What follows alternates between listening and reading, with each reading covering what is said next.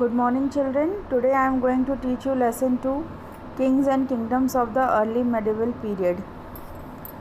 So in the early medieval period, there were many wars among the regional kingdoms of both North and South India. Means medieval period में कई Wars हुई regional kingdoms को लेकर north and south India में. These wars led to the frequent rise and falls of kingdoms. इससे कई राज्य ऊपर आए, राइज हुए एंड कई फॉल भी हुए, कई किंगडम्स का फॉल भी हुआ. सो पहले हम नॉर्थ इंडिया की बात करते हैं. The early medieval periods were often fought for control over strategic region such as fertile tracts, important trade routes and coastal area. जो लड़ाई थी वो रीजनल एरियाज़ को लेकर थी, जैसे कि आपका फर्टाइल ट्रैक्ट्स हो गए, इंपॉर्टेंट ट्रेड रूट्स हो गए, कोस्टल एरियाज़ को लेकर. फॉर एग्जांपल जैसे इसमें दिया है, from the 9th to 13th century 3 powers, the Palas of Bengal, Gurjara Pratiharas of western India and the Rashtrakutas of north western Deccan competed for control over Kannauj. Kannauj को लेकर इन तीनों के बीच में लड़ाई थी. ठीक है, क्योंकि कन्नौज जो था वो गंगा प्लेन के बीचों बीच, एकदम heart of the Ganga plain it was situated and plain could be best control from there. वहाँ से मैंने प्लेन से अच्छे से कंट्रोल किया जा सकता था, इसलिए इन तीनों के बीच में ये स्ट्रगल थी. ठीक है, तो फिर इसके बाद क्या हुआ, जब इनके वीकेंड होने के बाद राजपूत किंगडम्स का राइज इसमें दिखाया है. In the early medieval period various Rajput clans established kingdoms in different parts of western, northern and central India. कई राजपूत ने मतलब जो है वेस्टर्न, नॉर्दर्न, सेंट्रल इंडिया में अपने वेरियस राजपूत किंगडम्स अराइज हुए. These kingdoms frequently fought among themselves. In kingdoms में आपस में लड़ाई शुरू हो गई. ठीक है, हर्षा की डेथ के बाद जो है गुजरा प्रतिहाराज एक पावरफुल राजपूत डायनेस्टी बन गई and rose to prominence in north India. और नॉर्थ इंडिया पर इनका राज स्थापित हो गया. इस तरह से आप you can read the other lines. If you have any doubt you can ask me. Next हम बात करेंगे पेनिनसुलर इंडिया की. Like north India, peninsular India too had several kingdoms which constantly fought among themselves. Peninsular India में भी several kingdoms rise हुए जो कि आपस में लड़ते रहे. North western Deccan, the Rashtrakutas of Malkhed rose to prominence under Danti Durga in the 8th century AD by overthrowing the ruling Chalukyas of Vatapi. Chalukyas जो वतापी पर राज्य कर रहे थे उनको हटाकर राष्ट्रकूटास मालखेड़ा राइज हुए. ठीक है, मैंने पावर में आए. इस तरह से मैंने एक दूसरे से आपस में लड़कर एक दूसरे का राज्य ख़त्म करके लोगों ने राज्य किया. ठीक है, you can read this lines. यहाँ पर और भी वहाँ छोला किंगडम्स, चोलाज ऑफ तंजावुर कैसे आए, पांड्याज ऑफ मदुराई, चेराज ऑफ केरला, ये सब चीज़ें इसमें दी गई हैं. आप इसको रीड कर सकते हो. अगर कोई डाउट है तो आप मुझसे लाइव क्लास में पूछ सकते हो. नेक्स्ट पेज पे अगर हम चलते हैं, I am just discussing the important lines of this chapter. Next topic is the medieval kingdom. Medieval kingdom में द किंग्स पोजीशन कैसी, राजा की पोजीशन कैसे होती थी. तो medieval Indian rulers Prestige dependent upon his success in Wars. मतलब जिस हिसाब से वो लड़ाई जीतते थे और उनका जो एक्सटेंशन होता था किंगडम का, उसके ऊपर एक राजा का अस्तित्व निर्भर करता था कि किस टाइप के इंडियन रूलर्स होते थे. The rulers achievements were described in prashastis composed by his court scholar to help the ruler with people admiration. win people's admiration, लोगों का विश्वास जीतने में, लोगों की प्रशंसा जीतने में जो है राजा के अचीवमेंट्स को प्रशस्तीज में कंपोज किया जाता था, जो कि उनके कोर्ट स्कॉलर्स करते थे और लोगों तक पहुंचाते थे कि कौन सा राजा कैसा है. फिर rulers also took high sounding titles. उनको बड़े बड़े टाइटल्स दिए जाते थे. जो अच्छे राजा होते थे उनको बड़े बड़े टाइटल्स दिए जाते थे, जैसे Maharaja Dhiraj, king of kings, राजाओं के राजा, Tribhuvana Chakravartin, emperor of 3 worlds, to glorify themselves, ताकि उनकी प्रशंसा, उनका काम हर जगह फैल सके. ठीक है, इस पैराग्राफ को आप लोग अच्छे से रीड कर लीजिएगा. नेक्स्ट आपका सोर्स ऑफ इनकम क्या थी मेडिवल पीरियड में. टैक्सेस ऑन लैंड पे टैक्सेस लेना, ट्रेड, व्यापार, crafts were the main sources of revenue of the medieval rulers. ठीक है, ये सब चीज़ें थी जिससे उनकी सोर्स ऑफ इनकम हुआ करती थी. This revenue met the expenses of royal household war administration and construction of roads, forts, palaces and temples. और इन रेवेन्यूज़ को इन सब चीज़ों में खर्चा किया जाता था. ठीक है, हाउस होल्ड वर्ड्स में या फिर एडमिनिस्ट्रेशन पावर में यूज़ किया जाता था, कंस्ट्रक्शन ऑफ रोड्स में, इस तरह से। ठीक है, read this paragraph now. Land grants and feudatories क्या है? The stability of medieval kingdoms dependent on success in wars and economic property. Medieval kingdom की जो स्टेबिलिटी थी वो लड़ाई कितने अच्छे से जीती जा रही है, उसमें कितना फ़ायदा हो रहा है, इस पर डिपेंड करती थी। To ensure this ruler dependent on the loyalty of various sections of the society to win the loyalty of important officials and the powerful Brahmins.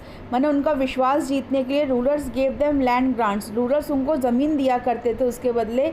Such land grants were usually recorded on copper plates, और जहाँ पर ज़मीन वो दान दिया करते थे तो उनकी जो दान की हुई ज़मीन थी उस पर वहाँ पर कॉपर प्लेट्स पे उनका नाम लिख दिया जाता था, which were given to the recipients, जिनको दी जाती थी उनके साथ उनका नाम, जिन राजा ने दी है, किसी ब्राह्मण को ज़मीन दान दी है या किसी इंपॉर्टेंट ऑफिशियल को ज़मीन दान दी है किसी काम के लिए, तो उनका नाम कॉपर प्लेट पे दर्ज किया जाता था। फिर इसमें आता है आपका समंताज। समंताज क्या थे?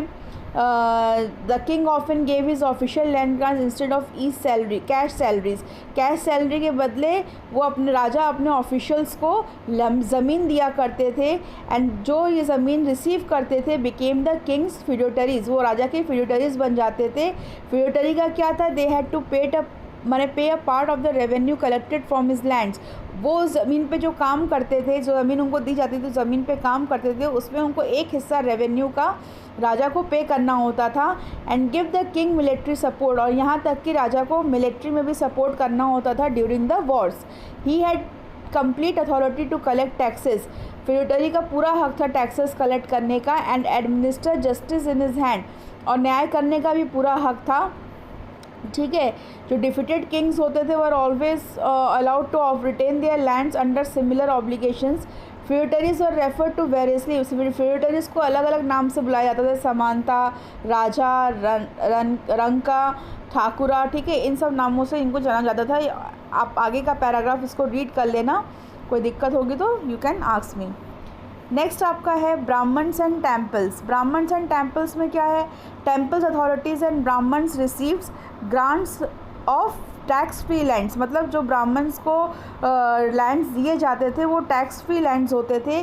They had the power to collect revenue and administer justice in this land, उनको उस लैंड पे रेवेन्यू कलेक्ट करना और जस्टिस एडमिनिस्ट्रेट करने का पूरा हक था।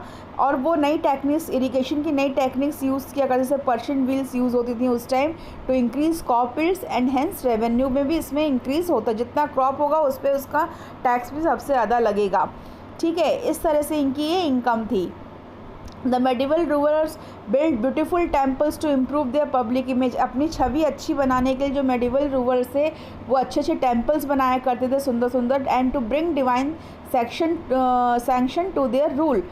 These temples became storehouses of wealth. ये टेम्पल्स मतलब एक तरीके से वेल्थ के माने पैसा कलेक्ट करने का स्टोर हाउस बन गया था।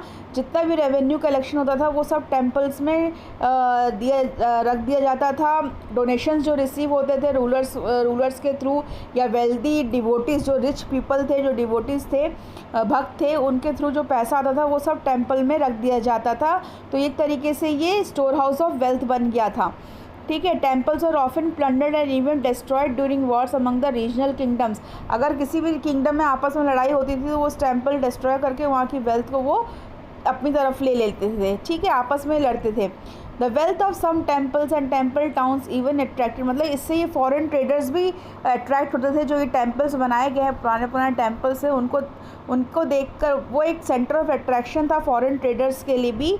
ठीक है, तो यहाँ पर महमूद ऑफ गज़नी का दिया है कि उसने भी जो है प्रतिहारस को डिफ़ीट किया 17 टाइम्स 1000 AD एंड 1027 AD में जो है इंडिया को रेड किया, उस पर अटैक किया, कई रूलर्स को डिफ़ीट किया उन्होंने। तो ये पैराग्राफ आप महमूद ऑफ गज़नी के बारे में पढ़ सकते हैं। ठीक है, उसने कई सारे सिटीज़ को भी कब्ज़ा किया, कई सारे palaces, temples, including famous Somnath temple है काठियावाड़ में, उसको भी मतलब उन्होंने अपने अंडर में ले लिया था। ठीक है, और जितने भी वेल्थ थी, जितना पैसा था, सब महमूद ऑफ गज़नी ने लूट लिया था। तो ये चीज़ें आप यहाँ पर पढ़ सकते हो। नेक्स्ट हम पढ़ेंगे rise and expansion of the Cholas of Thanjavur, ठीक है, जिसमें आपका पहले चोलामंडला जो एंशियंट चोला किंगडम थे, कावेरी डेल्टा पे सिचुएटेड विद उदयपुर, ठीक है, as its capital. It rose under Karikala but declined under his successor, ठीक, कारिकाला के अंडर में ये उजागर हुए और फिर उनके जो सक्सेसर आए उसमें इनका किंगडम फॉल कर गया। फिर उसके बाद इनके राजा बनते राजा 1 AD 985 to 1016, जिसमें चोला रिकवर करते हैं अपनी power and Raja 1 who established control over large parts of the Deccan and with his powerful navy Raja 1 conquered northern Sri Lanka and established control over the Laccadive and Maldive islands, ठीक है। तो मैंने इस तरह से राजा चोला के अंडर में चोला किंगडम फिर से इस्टेब्लिश्ड होता है। फिर उन्होंने बिंदेश्वर टेम्पल बनाया, ठीक है। उसके बारे में आप इनके राजेंद्र चोला 1 आए, उसके बाद यहाँ पर आप ये रीड कर सकते हो। Now next video I am going to explain the Chola administration. Thank you children.